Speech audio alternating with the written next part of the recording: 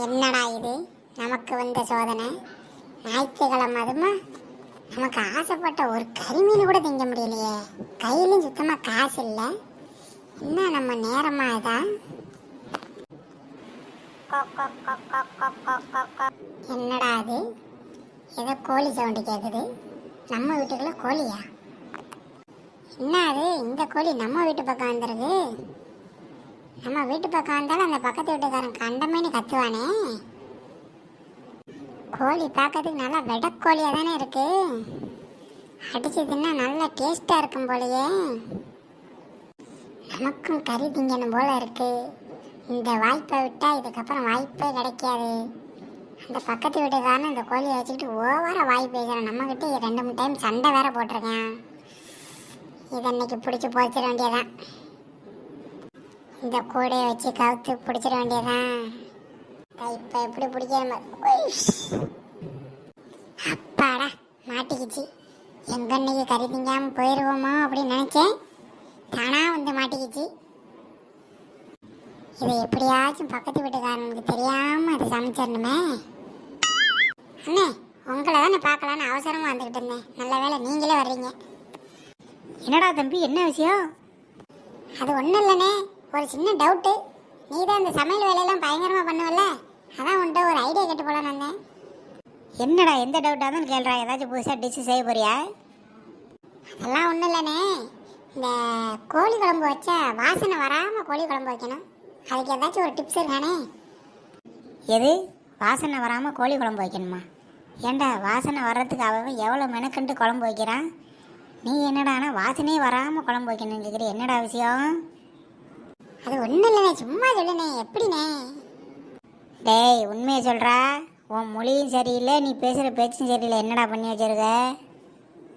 அது ஒன்றும் இல்லைண்ணே, வீட்டில் இருந்துக்கிட்டு இருந்தேன். ஒரு கோழி ஒன்று எங்கள் வீட்டு வழியாக வந்துச்சு. அது இங்கிட்டு வருது அப்படின்னு சும்மா விரட்டினேன். அது மண்டையில் அடிபட்டு செத்து போச்சு. அதான் என்ன பண்ணேன்னு தெரில. கொன்னா பாவம் தின்னா போச்சுன்னு சொல்லுவாங்க. அதான் அந்த கோழியை அடித்து சாப்பிட்லான்னு பார்க்குறேண்ணே. பரவாயில்லடா, அப்போ வேணுக்குன்னே தான் எல்லாமே பண்ணியிருக்க. ஆமாம், கோழி எத்தனை கிலோ தேரும்? அண்ணே, அது வந்து ஒரு 2-2.5 கிலோ கிட்ட தேரும்ண்ணே. நல்லா வெடக்கோழியாக இருக்குண்ணே. எது 2.5 கிலோ வருமா? ஏ, அப்போ நானும் வரேன்டா, வாடா சேர்ந்து செஞ்சு சாப்பிடுவோம். ஓ, நீங்களும் வரீங்களா? வாங்கண்ணே வாங்கண்ணே. அப்போ எனக்கும் கொஞ்சம் பயம் இல்லாமல் இருக்கும். நானே போய் சமைப்போம். டேய் தம்பி, கோழி நல்லா மொரட்டு கோழியாக தான்டா இருக்கு. நல்ல கோழியாக தான் பிடிச்சிருக்க. ஆமாம், இப்போ என்னடா பண்ணணும்? எண்ணெயில் போட்டு பொரிக்கிறதா இல்லை கிரேவி மாதிரி பண்ணி சாப்பிட்றதாடா? ஆனால் இந்த கிரேவி எண்ணெயில் பொரிக்கிறதெல்லாம் சாப்பிட்டு சாப்பிட்டு போர் அடிச்சு போச்சுண்ணே. இந்த பெரிய பெரிய ஹோட்டல்ல எல்லாம் இந்த ஒரு மிஷினுக்குள்ளே முழு கோழியை அந்த அடுப்பை பற்ற வச்சு சுத்த விட்டுக்கிட்டே இருப்பாங்க தானே, அது பேர் என்னண்ணே? அதுக்கு பேர் கிரில்ரா. அதுவா செய்யணுங்கிற? ஆமாண்ணே ஆமாண்ணே, ரொம்ப நாளாக சாப்பிடணும்னு ஆசைண்ணே. இன்னைக்கு மாட்டிருக்கு, செஞ்சிருவோம்ண்ணே. சரிடா, விட்றா, இந்த ரெடி பண்ணிடுவோம். அடுப்பை பற்ற வை. நீ அந்த பக்கம் என்ன, நான் இந்த பக்கம் நிற்கிறேன். மாற்றி மாற்றி சுட்டு தின்றோம் அன்னைக்கு. டேய், அப்படியே கோழியை மெல்ல மெதுவாக திருப்பு. அப்படியே மாற்றி மாற்றி கொஞ்ச நேரத்துக்கு திருப்பி பிடிக்கணும். அப்போ தான் கரெக்டாக நல்லா வேகும். அண்ணே, எவ்வளோ நேரம் இந்த மாதிரி பண்ணணும்? சும்மா கொஞ்ச நேரம் தான்டா, ஒரு மணி நேரம் பண்ணால் சீக்கிரம் வந்துடும்டா. நல்லாயிருக்கும், டேஸ்ட்டாக இருக்கும். எது 1 மணி நேரம் பண்ணம்மா? ஏன்னா கொஞ்சம் சீக்கிரம் பண்ணுனே. டேய், கொஞ்சம் நேரம் நெருப்பில் இப்படி சுற்றி வெந்தால் தானே நல்லாயிருக்கும். இந்த முடிய போகுது பாரு. அவ்வளோதான், நல்லா வந்துடுச்சு பாரு. சரி வாணே சீக்கிரம் போவோம், சாப்பிட்ணும். வாயிலேருந்து எச்சியாக ஊறுது வேற. டேய், சாப்பிட்றா. சரிண்ணே, நீங்களும் எடுத்துக்கணும், சாப்பிட்ணேன். நல்லா டேஸ்ட்டாக இருக்குண்ணே. ஆமாண்டா, நல்லா இருக்குடா. நல்ல நாட்டுக்கோழியில் நல்லா டேஸ்ட்டாக இருக்குடா. சீக்கிரம் சாப்பிட்ணும், இடத்த காலி பண்ணுவோம். ஆமாண்டா, வேற நீ வேற திருட்டு கோழிங்கிற. எனக்கு வேற பயமாக தான் இருந்துச்சு. கோழி சுட்டு பார்க்கும்போது எப்படியும் தின்னு காலி பண்ணணும்னு நினச்சேன். சீக்கிரம் தின்ட்டு ஓடி போயிடுவோம். ஏய் தம்பி, கோழி செம்ம டேஸ்ட்டாக இருக்குடா. நீ என்ன பண்ணு, இதே மாதிரி ஏதாச்சும் இன்னொரு டைம் கோழி வந்தா அதையும் பிடிச்சி போட்டுரு.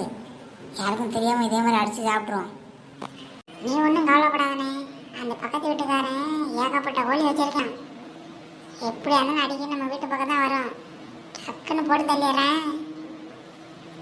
டேய் தம்பி, என்னடா அந்த கோழி வீட்டுக்காரன் வந்திருக்கான்? தம்பி ராம், எங்கள் வீட்டு கோழி ஒன்று காணோம்ப்பா. உங்கள் வீட்டு வழியாக தான் அதிகமாக வரும். நீ தான் அந்த பக்கம் எது பார்த்தியாப்பா? ஐயோ, எங்க வீட்டு பக்கம்லாம் எந்த கோழியும் வரலங்க. நானே இப்பதான் வீட்ல இருந்து வாரேன். சத்தியமாக நீ எதுவும் பார்க்கலல்லப்பா? இல்லண்ணே, எனக்கு தெரியாதுண்ணே. எங்க வீட்டு பக்கம்லாம் வரவே இல்லைண்ணே. சரிப்பா சரிப்பா, ஏன்னா உங்ககிட்டயும் ஒரு வார்த்தை கேட்டுக்கணும்ல. ஏன்னா கோழியை காணோன்னு ரொம்ப நேரம் தேடி அலைஞ்சு பார்த்துட்டேன். கோழி கிடைக்கிற மாதிரி தெரியலை. அதனால நான் 2 முட்டை வாங்கிட்டு போயிட்டு கோயிலில் வேண்டிக்கிட்டு முட்டையை மந்திரிச்சு வச்சுட்டு வந்துட்டேன்ப்பா. எது முட்டை மந்திரிச்சு வச்சீங்களா? என்னது முட்டையில மந்திரமா?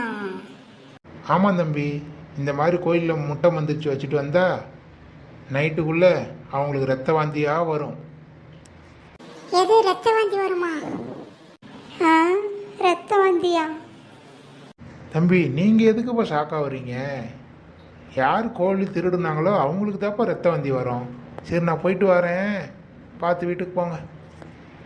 டேய், உன் பேச்சை கேட்டு நானும் கோழி தின்னு விட்டேன். இப்போ அந்தாலும் முட்டை வந்துருச்சு, ரத்தம் வரும் அப்படி இப்படிங்கிறான்டா. எதனா ஒன்று என் வீட்டுக்கு எப்படி பதில் சொல்லுவேன்? யோ, நான் தான் சின்ன பையன், ஏதோ தெரியாம தப்பு பண்ணிட்டேன். நீ என் கூட வந்து திங்கிற, உனக்கு அறிவு இல்லை? எது? என்னைய பார்த்து அறிவில்லை நான் கேட்குற? நீ கேட்டப்பே நீ எப்படியாவது செஞ்சு தின்னுடான்னு சொல்லிட்டு நான் பாட்டுக்கு போயிருக்கணும். ஏன் புத்தி கோழியை பார்த்தோன்னா கோழி திங்கன்னு உன் கூட வந்தேன் பார்த்தியா? இப்போ நைட்டு என்ன ஆக போதோ? அத்தா மாரியாத்தா என்னை காப்பாத்துதா.